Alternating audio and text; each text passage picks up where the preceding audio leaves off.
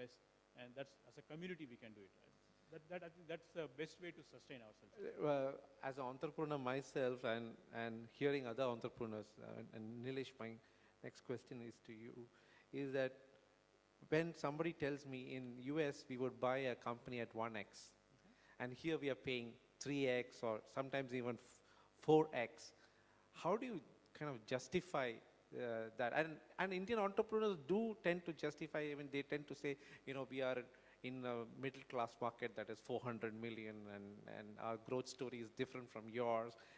But can you dwell upon that point? I think, Sesh, there is a theoretical justification for this pricing difference, mainly because there is much higher growth in India. Right. Like a US business is maybe if it gives you 5 to 10% growth, it's a great business. While in India, most of the companies which attract private equity money, they easily promise 25% plus growth. And it has to reflect in the valuation. So there is a theoretical case for higher valuation in India compared to developed market in US. And again, entrepreneurs world over, I mean, they need to do what is good for them. I think the question that we should be asking, why PE investors pay higher value in India, you know, compared to anywhere else? Right. And as I mentioned earlier, you know, it is just the excess capital in the system, which, and again, market forces do bring sanity. Entrepreneur may have any expectation. I mean, deal gets done if somebody is paying that price to him, you know. I mean, otherwise there is no deal. So there is somebody he's able to convince, you know, that he deserves that price. And somebody sitting on the table here gets convinced. And that's where the deal gets done. So the question is why PE investors feel the pressure to invest at higher valuation, or what do they see, you know, which makes them pay higher valuation for that business? Is it the factor that there is an overhang in the system? No, overall, there is excess. I mean, these are our typical signs when there is excess capital in the system. Indian investment banking is, I would believe, pretty, I would say, efficient. So they do find pockets who will pay base for that particular transaction. So you end up competing with potentially somebody sitting in India or somebody sitting in Singapore, Hong Kong doing one-off deal. And for them, this kind of growth looks fantastic. Absolutely. I mean, so partly, I mean, you must give credit to intermediaries, you know, for doing what they do. So. Right. Mr. Mathur, when we are talking about very optimistic valuations, what do you think needs to be done to kind of balance this? So on one side, you're having entrepreneurs whose expectations are high. On the other side, you have the private equity and venture capitalists kind of thinking, you know, I'm paying so much for this. Where do we get from here? So how do you kind of... Yeah, you know, I think for the sake of healthy discussion, I want to take a little bit of a different point of view. First of all, why are valuations going up in India dramatically in the e-commerce space? And you know, there are many factors for it. The one factor that I would like to emphasize is what's happening in China. SoftBank has been a big investor in China. They invested in Alibaba in the year 2000. Alibaba started as a company with $5 million of capital in 1999. In 2014 September, they did an IPO with a market cap of $250 billion. That sort of experience, not only of SoftBank, there were at least about 15 venture capital funds over from the year 1999 to 2014 that invested in Alibaba. The guys who even came in 2009, they made a ton of money. The guys who came in 2011 made a ton of money. So you made a ton of money in all the phases. In all rounds. All the phases. All rounds. Right. Over a space of 15 years. But at the same time, in many other ventures, people may have lost money. But the fact that people, you know, despite the huge valuations, made a ton of money, attracts more capital. So you're saying it's kind of a vicious cycle. I mean, it's a There's nothing wrong with circle, it. Right? There's nothing wrong with it. So in India, the amount of capital that has come in is still too little. We're getting about $10 billion, you know, in a couple of companies. SoftBank has invested $627 million in Snapdeal. A couple of guys have invested $1 billion in Flipkart. I mean, this is just the beginning of the game. This is nothing. Lot more capital is going to flow into this country. $12 billion is nothing for India. So we're going to see, I just want to take a contrarian view for a moment. It's Right. needed. So I think we can expect a lot more action in this country, not only in e-commerce, but it will spread in all sectors. And the kind of players who are playing and paying these valuations, people like Naspers from South Africa, people like SoftBank, these people know what they're doing because they've made money despite paying huge valuations in China. So they already experienced that kind of a cycle. They have experienced it and they feel that the internet penetration in India is still very low. E-commerce penetration in India is still very low. There's a lot of upside still there. So we can expect more of it. The next I would like to talk about really and you know, like you to share your experiences, taking on earlier from where Mr. Mathur left, where he said distressed investing is one way of sustaining the ecosystem. The other way of sustaining the ecosystem, of course, is an exit through an IPO market or exits through secondary sales or exits through strategic takeovers. Now, the question is, what ecosystem needs to be there to make that happen? And I'll first raise that to Chinnu. So I think, hello? I think definitely, you know, like most, at least I will talk more for technology space. And the exits, you know, if you look at Silicon Valley, most of the companies which started in that space, they make sure that who are the potential buyers from day one. It could be Intel. You mean they have identified? Yeah, they identify. I mean, in fact, one of the company we invested, the board members, they are kind of know exactly where this is going to be sold. And I think that kind of thinking should come actually. And the second thing I'd like to add, you know, this is something, you know, provoking thought. So recently I visited Singapore. You know, Singapore has a government arm called EDB, and it has EDBI Ventures, investors. And I was fairly impressed, the kind of activity, though it's a government organization, they are actually basically practitioners actually. They worked in VC, community, PE space, at least in technology. And if somebody gets funded through them, they basically kind of look at the exit scenarios and they work back, you know, from end to end actually. So they complete the cycle. Correct, complete the cycle, right? And whereas if you look at our Indian, you know, like TDP, Technology Development Board, it is actually kind of doing funding actually. It does not go beyond building funding. It has to start building the ecosystem. And similarly, I think the private companies, if you look at Infosys, you know, they started saying that we'll acquire companies in AI space. Because, you know, all the service companies like Wipro, Infosys, you know, the service revenues kind of slowing actually. It's tapering, not like 10 years back or whatever it is. It's to move up in the value chain. They started identifying product space actually. And I think, you know, the startup companies, for entrepreneurs, they had to start thinking about the potential, you know, like strategic investor or potential buyer from day one. I think that is missing in the system. So we should slowly bring it. And similarly, Which I guess once the industry kind of matures, you'll do reverse engineering and try and get there when you do the But deal. I think, you know, see, we don't need to necessarily, you know, go through the same cycle what Silicon Valley had gone through. Right. We can learn from it. We can be better. Right. And I think, you know, if you look at big companies, you know, probably they can start putting their own capital. Like for an example, if you have pretty much all the big companies, they go and acquire companies. Qualcomm, you look at Cisco. Cisco has been basically an acquirer of many small startup companies. Yeah, So Intel. Right, Intel, actually I would say Cisco is a good example, though it is not doing well today.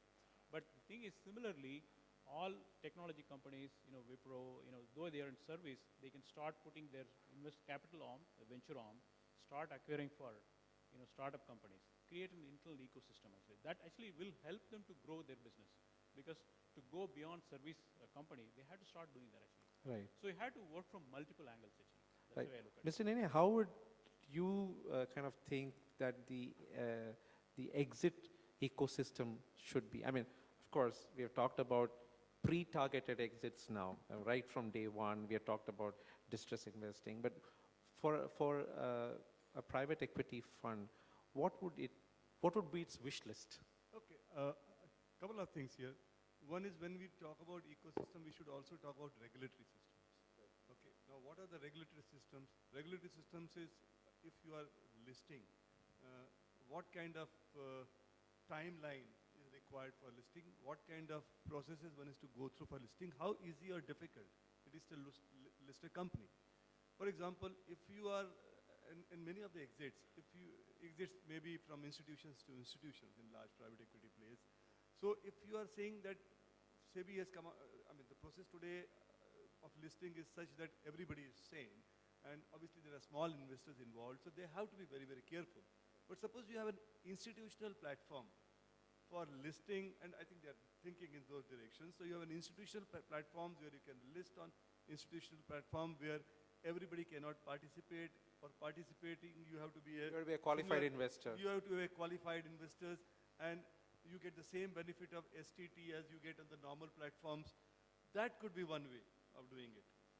Another big thing I can think of is that a lot of people go to NASDAQ. A lot of these tech companies, why they go to NASDAQ, and they sometimes externalize their operations out of India. That means rather than having companies in India, and I have seen in many cases, and you will know some of those names, that they set up a company in Singapore, they set up a company in Mauritius, set up an operating company outside, and then we ask them, why do you do that? Well, because as far as the Indian investors are concerned, Indian LPs are concerned, through a domestic fund it may be difficult to really invest in those entities. Then the answer would be that I would like to list it on NASDAQ, because it is easy to get valuation and easy to list.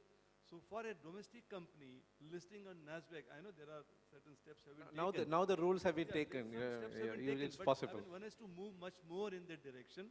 You don't need to do dual listing now. Easier for companies to list in NASDAQ. That's answer two. Thirdly, there are also issues of taxation. So when you do an exit, typically if you are a Mauritius fund, you are exiting, directly exiting, indirectly exiting, still there are a lot of issues. And some of those issues, I mean, Arvind is very, very familiar. We keep struggling all the time with the government to handle those issues. And I'm a seller, and you are a buyer. I'm a Mauritius fund. And if I have to sell to a P2P to somebody, then he'll say, no, I'll do the 10% tax at source, or I will do some TDS. Right. I say, why? I'm a GBL1 license. I have a fully registered in Mauritius. You have a tax residency certificate. He said, no, I don't know whether government is going to agree to it or not. So you pay 10% tax, or you deposit something, or create an escrow agreement. No, all this, I mean, it brings in the horde of lawyers and accountant, and you keep working with them for the next 3 months. So that's another aspect. So taxation and regulatory systems in India have to be much better for those smooth transition for exits. I would say similarly for distressed assets. I mean, there are other regulatory issues coming with the distressed. We have seen distressed asset. All of us would like, because ultimately if you can create a good company out of a company which has somehow fallen on bad times. I mean, you fall on bad times, distress for two reasons. One, distress is for promoter-related reason, which is ethical reason, siphoning of money. I'm not talking about that. Right. That's a different kind of company, and we don't even. I don't think anybody will touch it in any case. Nobody will touch them. So we are not talking about. But there are other distress which are because of financial situations, cyclical situations, it's a boom and bust cycle. Right. Financially, maybe the financial situation is not right, maybe the debt equity ratio was not okay, maybe you have to pay off certain debts and bring equity. So you have to do a financial restructuring. In such kind of a situation, again, it's an ecosystem which plays a lot. I mean, do we have rules which are friendly in terms of merger, demerger? I mean, we know a situation. I mean, we have invested, and we do that. So I take an example of investing in a distressed asset. Now you are coming as an investor, you want to turn around that company has run up, it's an accumulated losses of say 150 crores. Yeah. Now you, and the promoter is in distress, he says, you guys, you come in, we say, okay, we'll bring capital so that debt can be repaid. Once we repay the debt, we'll increase the operating leverage of the company, bring in better management, and two of us together will take this company to greater heights. But say, what will happen to my accumulated losses of 150 crores? It's gone. That 33% of that 50 crores is gone. Why? Because when I come as an investor, see, there have been rules made in the Income Tax Act when there is a change of the management. those accumulated losses cannot be carried for certain reasons and certain spirit. The, But the intention was different. very different. So you have to update yourself in the situation when a white knight is coming, somebody is coming with a money, wants to make sure that the company's debt equity structure is right, bringing a new management team, wants to work with the promoter and take this company out of distress. Do we have the right regulatory framework? The answer is still lack. Right. Now, these are some of the examples I will give you. Right. The government never ever intended that this would be the situation. They just thought if the promoters keep changing hands, why should we allow Correct. them to carry their losses? Correct. So some of these things, and obviously one has to, these things evolve over a period of time, but I think we as a group, and I mean, obviously people like Arvind, we have to really take up these matters with the government. But I think a lot more can be done to make, these exits more appropriate, more possible, because we know people have been sitting with 2 years and 3 years for exit. And while there are business reasons sometimes, cyclical reason why an exit has not taken place, there are also regulatory and administrative reasons. At least those we can remove. And those should be the lower hanging fruits really if the government is kind of focused on that. Absolutely. But I don't think the government yet understands what very clearly what the private equity and venture capital industry is They understand asking very well about. what FII is doing. I may interrupt you. Sesh, you mentioned about the government. I'm based in Delhi. I represent the Private Equity Association, and I'm approaching the government all the time. Yesterday, I had a meeting with one of the ministers, and I know what they're thinking. And I can assure you, which is good news for all of you, they are thinking about the same problems now. The new government is thinking of the same problem. They're thinking of good solutions. So guys, be positive. That's some good news. And I myself have been a big critique of the government, but this government is different. And it's not that what I'm reading in the papers. I'm actually dealing with them Right. almost on a weekly basis. Right. Hetal, my next question is to you, and I'd like you to share your thoughts. Public market listing is one way of a promoter, a private equity exit. That's where they look forward. And most of our public market guidelines require that the companies be profitable to list, right? And then you have these ventures which are for perennially burning cash. What do they do? Well, they go to Tiger Global, Sequoia Capital, and all the other venture capital funds. But, yes, see, there are issues, and I think Prakash really presented them in a perfect context. But having said that, I don't think our exit setting is so bad. We definitely have a lot of regulatory and tax situations which can make life simpler and make the experience a little more happier for the parties engaged. Having said that, if you have a good asset, I think we do have an exit ecosystem regardless of what the market situations is. Public markets have been active for many years. The Indian capital markets are one of the best frameworks for exit. There have been any number of M&As that have happened. We have sold investments. We sold 4 investments in the last 3 years, all to Fortune 500 companies. We face the same challenges which Prakash talked about, but eventually the assets were good and we were able to conclude the transactions. So I think a lot has been said about exits not happening, and I think a very small portion of that is attributable to the regulatory and tax environment and ease of doing business. A bulk of that, in my view, has been attributable to adverse selection. There were some very bad investments which were made in the euphoria of 2006, 2007. And the easy way out is to blame the system or to blame the regulation for not being able to exit. I think good investments have always found exits. As they say, good people always find jobs in any economy. So same as the case. Nilesh, my thought here is, and I'd like to ask you this, is for exit, another method is secondary sale. India is fairly young private equity industry. How do you think that secondary funds can play a role in kind of contributing to the exit ecosystem?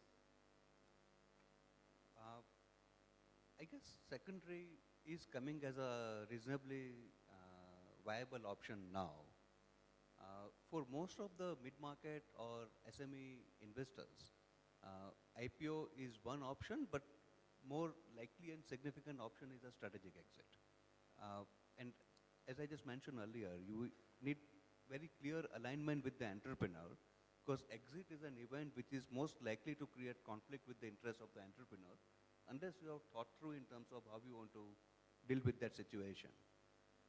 From an investor point of view, I am tempted for a strategic exit because that in almost all probability will give me higher valuation than a PE fund may give.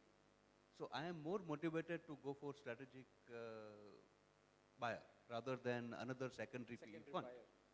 But it also matters from promoter's point of view or the entrepreneur's point of view, because his life is going to change substantially if he has to work as a minority investor with a strategic guy calling the shots, or if he has to work with another PE fund. And hence, I think, as I just mentioned, that clarity needs to be obtained much earlier in the game. Actually, when you make an investment so that there is no conflict, because promoters also have their own reasons to dilute, and we have seen entrepreneurs here who have sold their businesses, and they have sold it with very conscious decision made that they want to exit. I mean, they have their own reasons to exit. But just to give PE fund an exit, if they are forced to exit or give majority to a strategic person, it's not going to work well, and then the whole conflicts will start with the PE fund and the entrepreneur, and that needs to be clarified in the beginning. Right. That's that. My other thought is regarding the role of intermediaries in kind of contributing to the sustainability of the industries, of the industry as such. And I'd like to start with Mr. Mathur.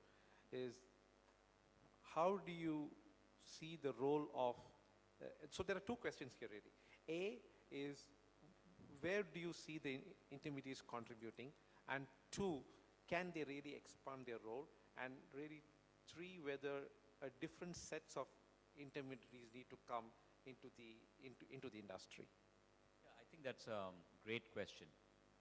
Traditionally, when we've talked about the capital markets in India and we've thought about intermediaries, we really think of a financial advisor, we think of a broker, we think of a investment banker.